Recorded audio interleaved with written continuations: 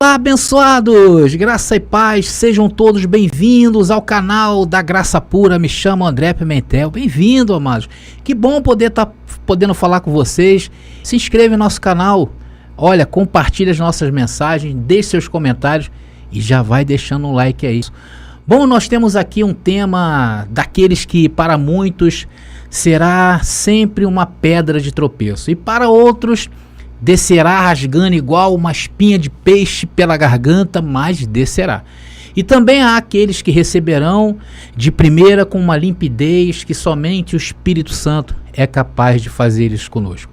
Vamos falar de um texto bastante interessante da palavra, mais precisamente no livro histórico de Lucas. Vamos ler na versão da Bíblia de Jerusalém, e é Lucas capítulo 22, versículo 31, que diz: Simão, Simão, que também é conhecido como Pedro, né?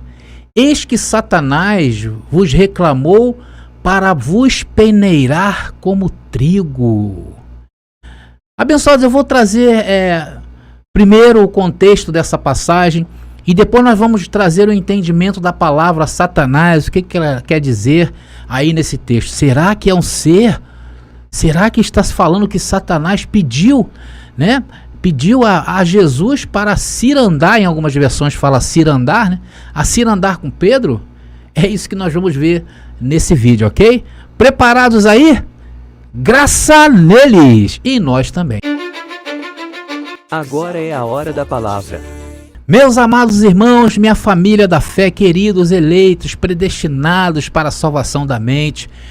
Bom, primeiramente, antes de entrarmos de cabeça nessa mensagem, nesse mar tremendo que o Senhor preparou para nós, eu gostaria de falar-lhes sobre algo muito importante e somente os maduros entenderão.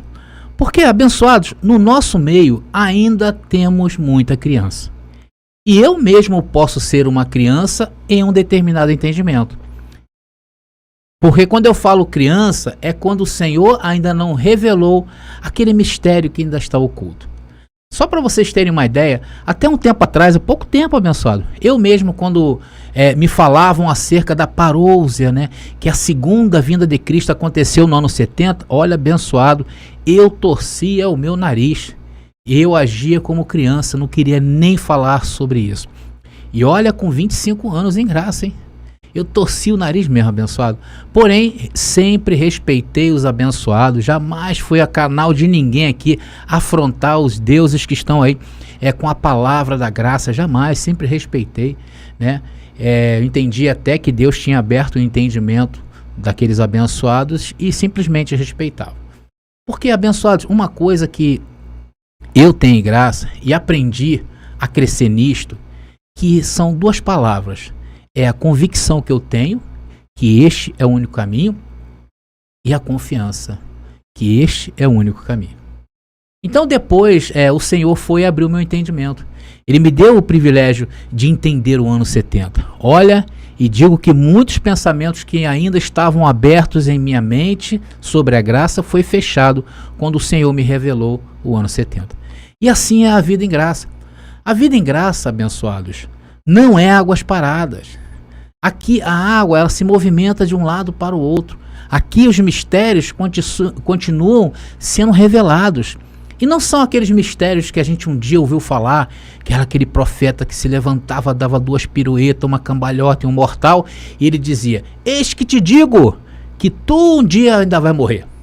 Oh, abençoado, isso não é revelação, né? Isso nós deixamos para aqueles que Satanás tem cirandado, como o trigo.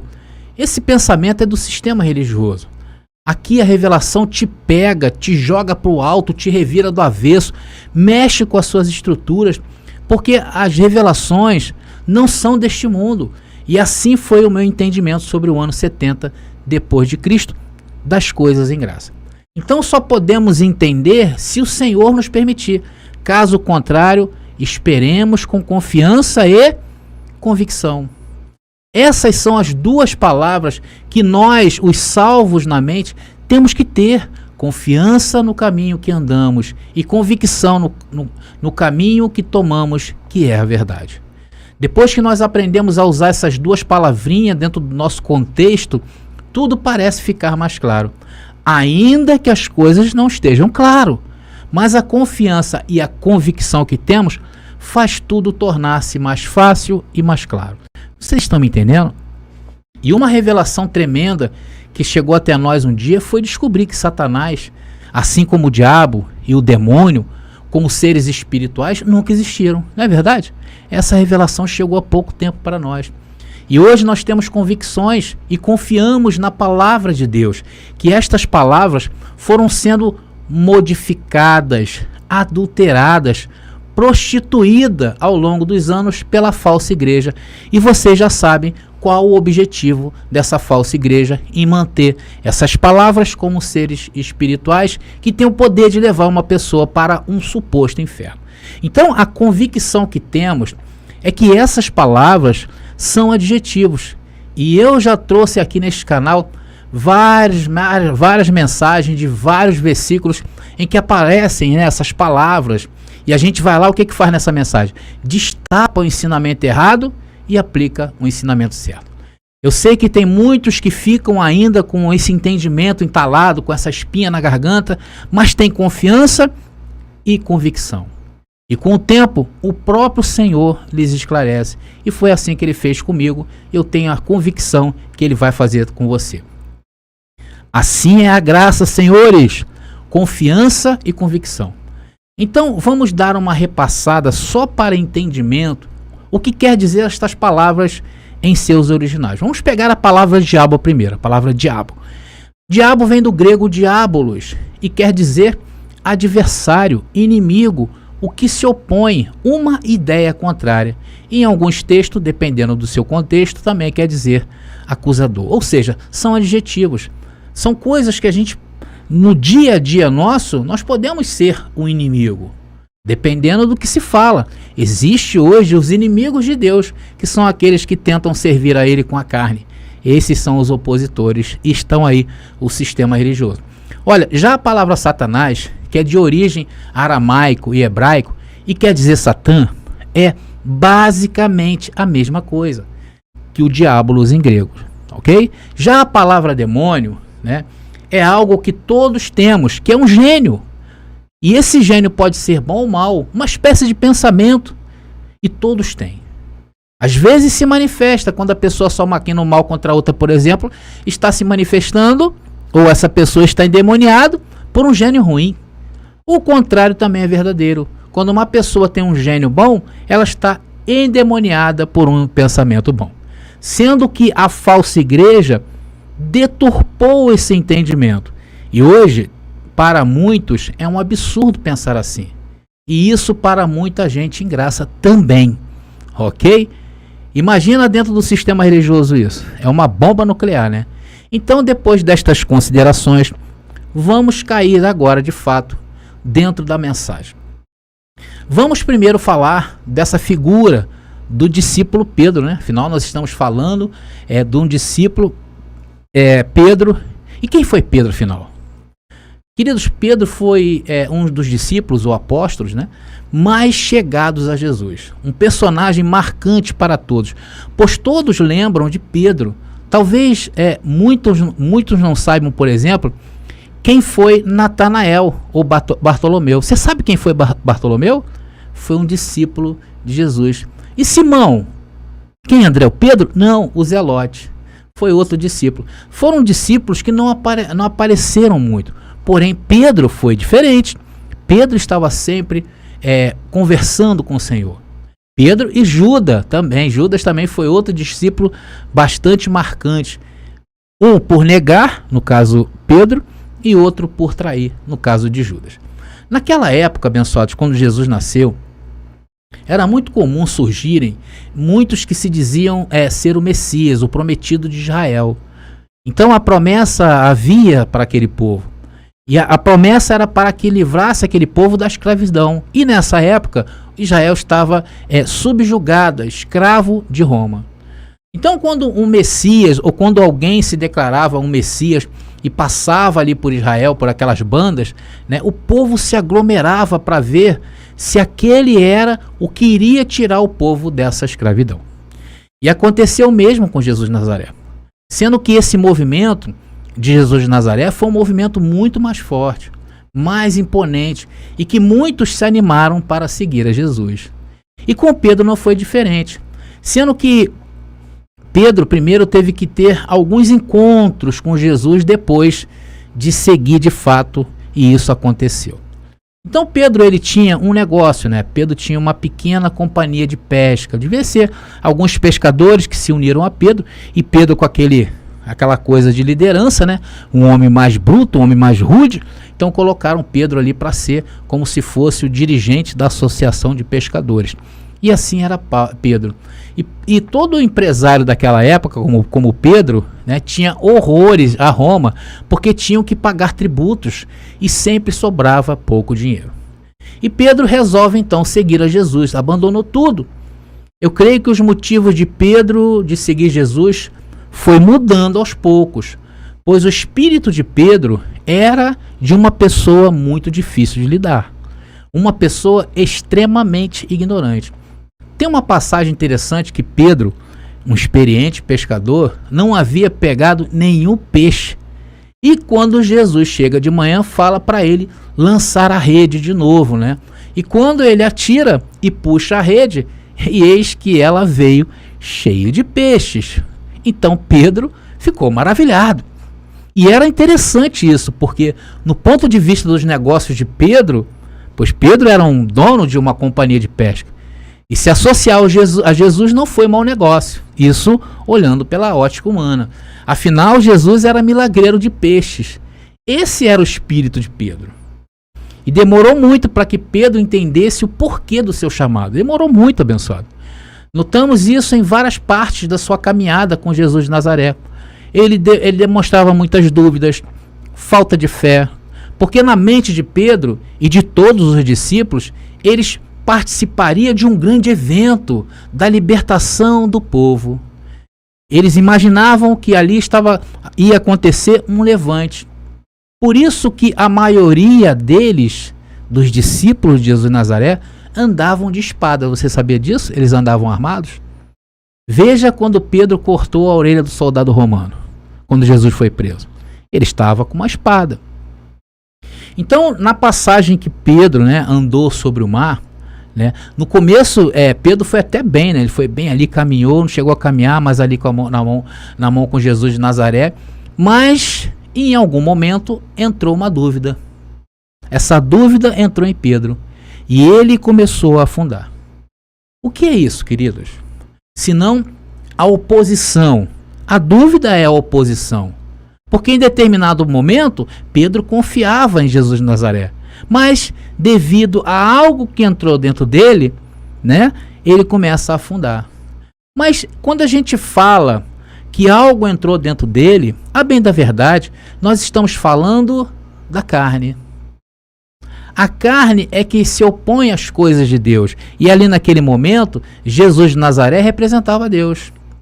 Então, basta entrar um pensamento estranho e que se encontra na carne, né, a carne ativada, basta porque está tudo aqui na carne. Quando entra esse pensamento junto com a carne, é igual você juntar fogo com álcool. Você já experimentou fazer isso? Não faça. Mas várias pessoas que tiveram queimaduras graves porque jogaram álcool de repente numa churrasqueira que achava que estava apagada e de repente o fogo veio para cima da pessoa. Então é assim mesmo, abençoado.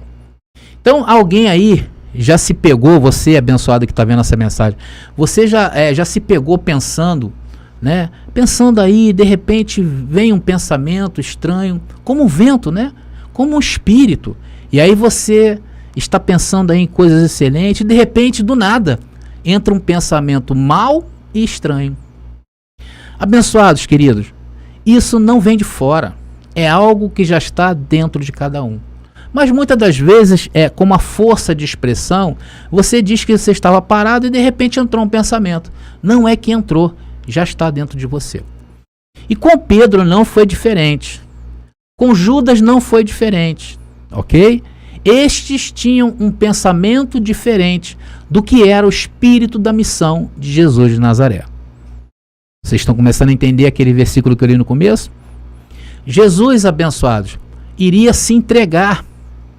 E na visão dos homens, Jesus iria se entregar como um fraco, sem lutar. Principalmente na visão de Pedro e de Judas. Porque isso contraria o que todo judeu, né, que sofria nas mãos dos romanos pensava. Pedro era muito falastrão. Pedro, ele gostava de tomar a frente das coisas, inclusive de Jesus. Então o pensamento deles era que Jesus iria fazer um levante, uma guerra, uma revolução, né, uma convulsão social para libertar o povo oprimido daquela época. Vamos ver em uma passagem, né, agora, que Jesus repreende a Pedro, lá em Mateus capítulo 16, quando Jesus diz que ele seria a pedra que iria edificar a igreja. Mas só que Jesus não estava falando de Pedro não, tá, abençoado? Jesus estava falando dele mesmo, se referindo a ele mesmo. Então Jesus começa a dizer que era necessário que ele padecesse. Aí Pedro, não aceitando essa fraqueza de Jesus, na visão de Pedro, ele diz que isso não ia acontecer, querendo de alguma forma impedir Jesus de cumprir o seu ministério como homem. Então Jesus disse a Pedro, é claro que Pedro, na visão dele, queria proteger Jesus, né? Só que Jesus falou para ele, olha, mas Jesus, voltando-se para ele, disse-lhe, afasta-te, Satanás. Queridos, notem que Jesus não disse sai, Satanás, porque Jesus estava falando de um espírito, de um pensamento contrário ao plano de Deus. Por isso que Jesus falou, afasta-te, Satanás. Então todo plano contrário a Deus é oposição, é Satanás. E estes pensamentos vêm de fora, vêm da nossa carne. Por que vem de fora? Porque nós não somos a carne. A carne, abençoado, não nos representa. A carne é algo mau, manchado pela desobediência. Então esse pensamento, abençoados, é externo e vem da carne. E todo pensamento contrário às coisas de Deus é Satanás. É isso que a palavra quer dizer. Veja o complemento do versículo, Mateus capítulo 16, versículo 23. Tu és para mim um escândalo. Olha só o que Jesus fala para Pedro. Teus pensamentos não são de Deus. Pensamentos contrários que não são de Deus. É Satanás. E de onde vêm os pensamentos satânicos? Jesus, de onde vem? Mais dos homens. Olha aí. Então onde entra Satanás um ser aqui? Em lugar nenhum. Vocês estão vendo, abençoados, como a gente consegue ter um entendimento bem claro? Olha, é o mesmo que nós estamos vendo agora ultimamente acontecer no Brasil, por conta dessa pandemia, e muitos estados, municípios do Brasil estão falando, e alguns já estão de fato tendo um toque de recolher. Mas isso não significa que tem alguém em cada prefeitura ou em cada rua dos municípios que foram atingidos por esse toque de recolher, alguém que com uma clarineta ou com um clarim ou mesmo com uma trombeta que toque, que faça o toque de recolher. Não é assim que acontece. Isso é uma lei que o Brasil tem para restringir pessoas a um determinado lugar ou uma determinada hora. Então deu aquela hora ao toque de recolher, mas não é que aquele toque tem alguém tocando. Aí vamos dizer que daqui a uns 2000 anos, alguém estudando a história dessa pandemia, né? E aí fala desse famoso toque de recolher. Aí fala assim, não, mas porque o toque de recolher tinha uma pessoa que fazia o toque. Então são forças de expressões que a gente usa no nosso dia a dia. E lá naquele tempo também. Por isso que Jesus chamou Pedro de Satanás. Não era que Pedro era Satanás. Pedro estava em oposição ao ministério de Jesus de Nazaré, ao Jesus de Nazaré. E esse texto de Mateus 16, Jesus não diz que Pedro estava com Satanás no corpo.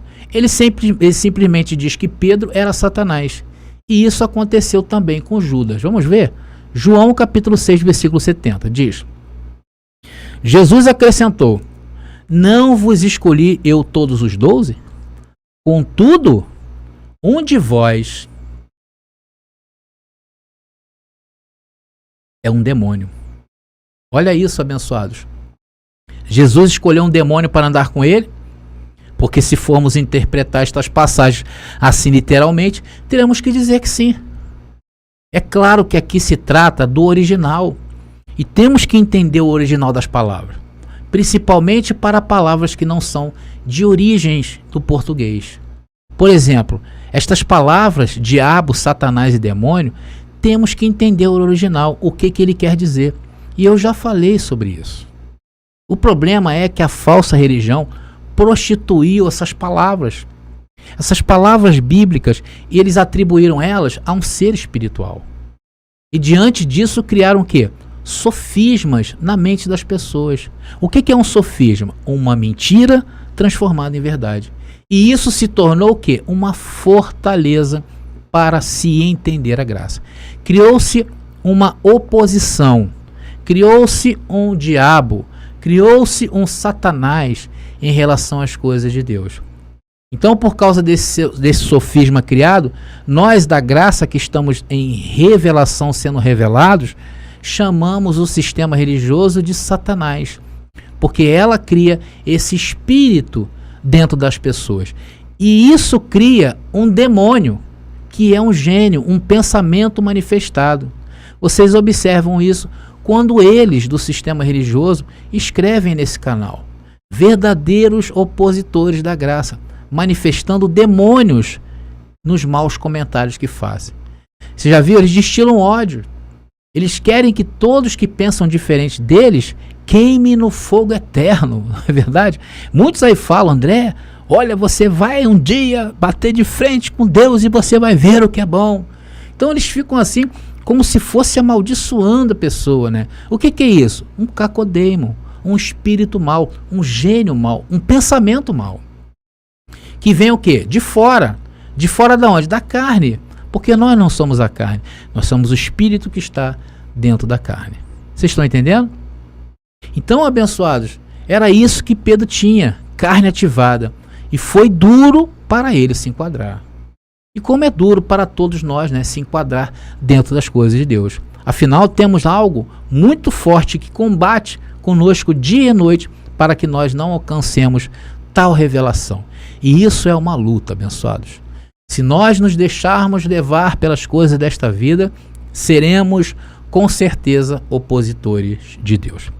Por isso que Jesus disse a Pedro que Satanás havia pedido para se andar com ele. Na verdade, Jesus usou aqui uma expressão exagerada das coisas. Vejamos o texto aí que eu li lá no começo em questão. Jesus, o contexto, né? Jesus estava diante de seus últimos dias de vida. Era chegado o momento dele ser crucificado, entregue aos judeus. E ele anuncia isso o quê? Aos discípulos, quando ele realizou a última Páscoa. Jesus anuncia que ali um que havia de trair ele estava entre eles e que entregaria ele aos judeus. E depois disto, né, depois de Jesus falar tudo isso aí, do nada, né, acabou a ceia, Jesus falou que um dali ia trair ele. Do nada, os discípulos de Jesus manifestam um espírito contrário naquele momento ali. E o que eles fazem?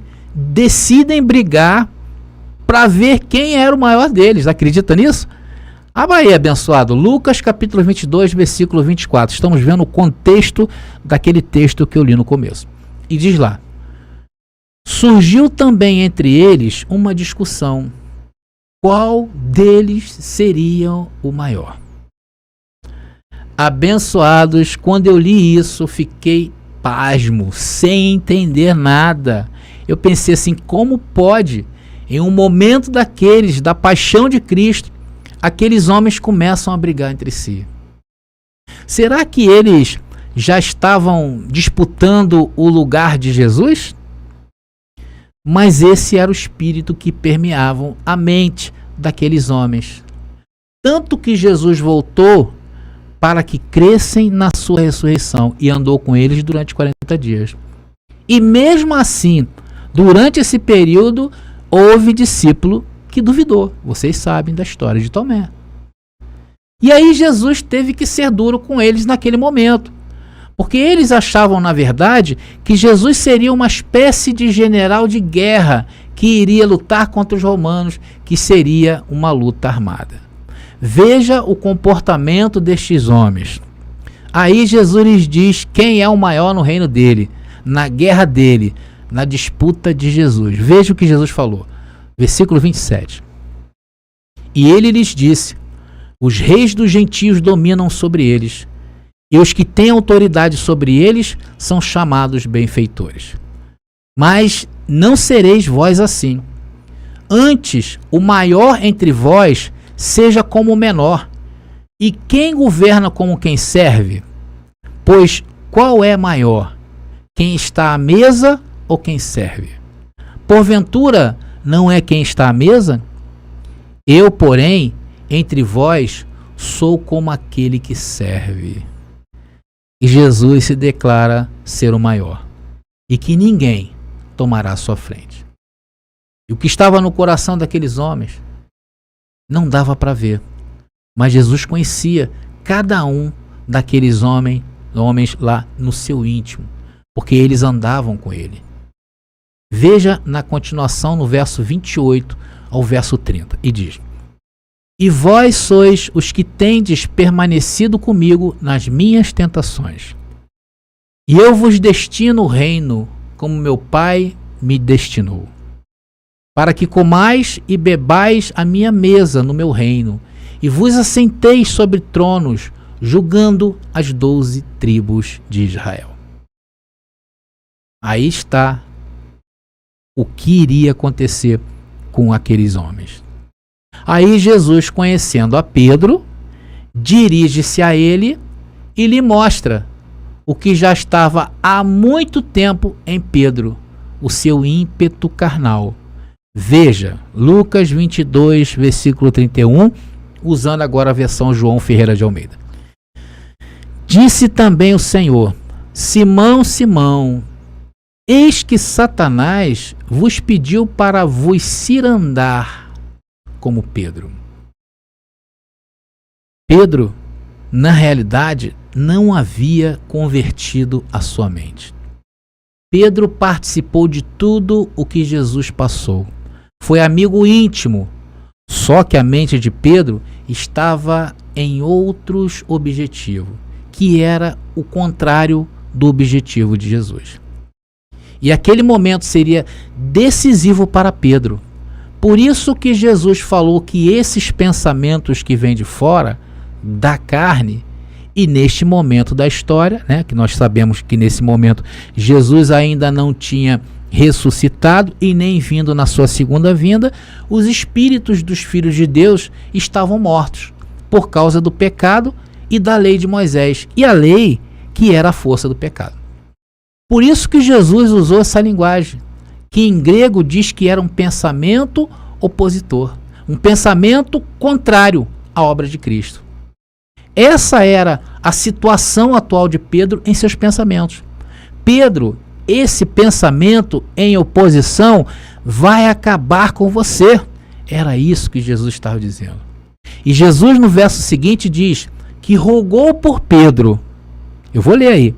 Agora a pergunta é: a quem Jesus rogou por Pedro? Vamos ver? Lucas 22, versículo 32 diz: mas eu roguei por ti, para que a tua confiança não desfaleça, e tu, por tua vez, confirma os teus irmãos. Queridos, tem uma nota, eu usei a Bíblia de Jerusalém, ok? Tem uma nota de rodapé na Bíblia de Jerusalém em relação a esse verso. Então, se nós formos tirar a frase que está lá no rodapé e a gente trocar essa parte por tua vez, vai ficar assim, olha. Mas eu roguei por ti, para que a tua confiança não desfaleça. E tu, quando tu tiveres convertido, confirma os teus irmãos. Veja, abençoados, que se mudarmos o texto pela nota de rodapé, que diz ser outra tradução, essa dá uma base melhor a quem Jesus rogou. Jesus havia falado a seus discípulos sobre Pedro, porque poderia haver um levante de Pedro entre os discípulos por causa do daimon de Pedro, do demônio, do gênio de Pedro. Vocês estão entendendo agora, abençoados, como o texto fica mais claro? E aí no próximo verso, Pedro se declara a Jesus. Veja o que ele diz. Interessantíssimo isso. Pedro disse-lhe: Senhor, estou pronto a ir contigo tanto para a prisão como para a morte. Abençoados, mais uma vez, Pedro, agindo pela carne, fala dessa forma. E vocês acham que Pedro estava mesmo preparado para isto? Claro que não. Ele não estava. Veja o que Jesus disse a ele, no verso 34. Jesus respondeu-lhe: Digo-te, Pedro, não cantará hoje o galo até que 3 vezes hajas me negado que me conheces. E Jesus aí mais uma vez expõe o íntimo de Pedro e disse: Você diz que quer morrer comigo, Pedro? Mas eu te digo, tu andas em fraquezas e debilidades, andas por Satanás, você está em oposição. E olha, antes que o galo cante, 3 vezes me negará. E ele ainda arrancou a orelha do soldado. Depois, mais na frente, se vocês quiserem ler, vocês vão ver que ele arrancou a orelha do soldado para que Jesus não fosse preso. E assim foi a sequência dos fatos até ele negar Jesus. E assim foi. Pedro no seu caminho negou a Cristo, depois se amargurou. Eu imagino até que na cabeça daquele homem pensava em morte. A história de Pedro, abençoados, é fantástica e nos remete muito a quando nós estávamos no sistema religioso. Não entendíamos direito por que Jesus de Nazaré teve que morrer. Achávamos que tudo o que ele fez nos seus dias de carne teríamos que fazer também, imitar a Jesus de Nazaré. Amávamos a Jesus com a paixão da carne. Conhecíamos a Jesus segundo a carne e com certeza fazíamos isto muito bem. Satanás cirandava conosco e éramos, por natureza, opositores da graça. E tivemos um dia que ter os nossos olhos do entendimento abertos para que entendêssemos como nós estávamos. E isso hoje é um grande privilégio. Por isso que esse conhecimento é o que nos dignifica a estar com o Senhor em seu reino. Por isso que o Senhor nos tem como homens dignos e fiéis. Então, queridos, estamos chegando ao fim de mais uma mensagem gloriosa e vimos através da vida de Pedro um comportamento totalmente diferente da proposta de Jesus de Nazaré para o povo judeu. Vimos que de fato ele esperava por um líder que iria trazer a guerra para libertar o seu povo. E esse pensamento era o opositor, o Satanás, que cirandou com a vida de Pedro, até Jesus fazê-lo entender o real motivo da sua vinda. Pedro relutou muito, mas no final ele reconheceu o quanto foi duro lutar contra as coisas de Deus. E que mesmo depois de Cristo ir aos céus e orientar Pedro, Pedro aparece incomodando bastante ao apóstolo Paulo. E isso está registrado em Gálatas. Então, queridos, essa foi a vida de Pedro e o real motivo por que Jesus falou o que ele disse lá no versículo que nós estamos falando nessa mensagem. Eu estou me despedindo. Até o próximo vídeo. Graça e paz.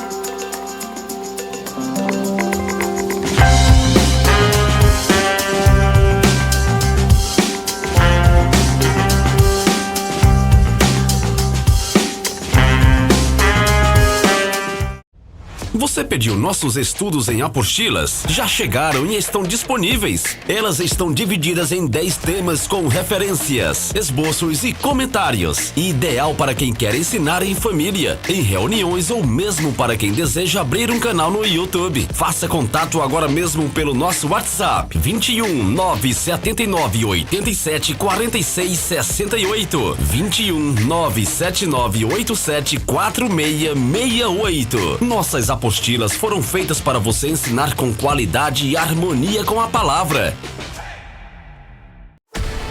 Já está disponível o livro As Doutrinas do Inferno e Suas Manipulações Dentro das Igrejas. Adquira hoje mesmo.